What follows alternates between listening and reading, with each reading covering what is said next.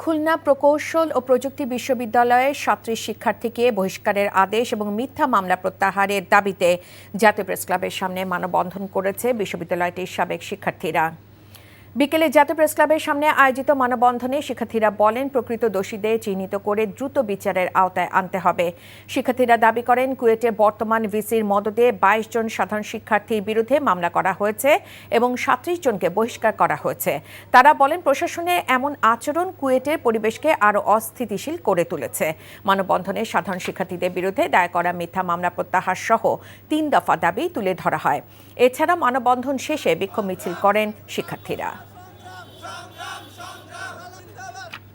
Bundle থাকলে প্রতি সেনমানিতে টাকা বাঁচবে। বিকাশ সেনমানি বান্ডেল কিনে জিতুন প্রতি লেনদেনে।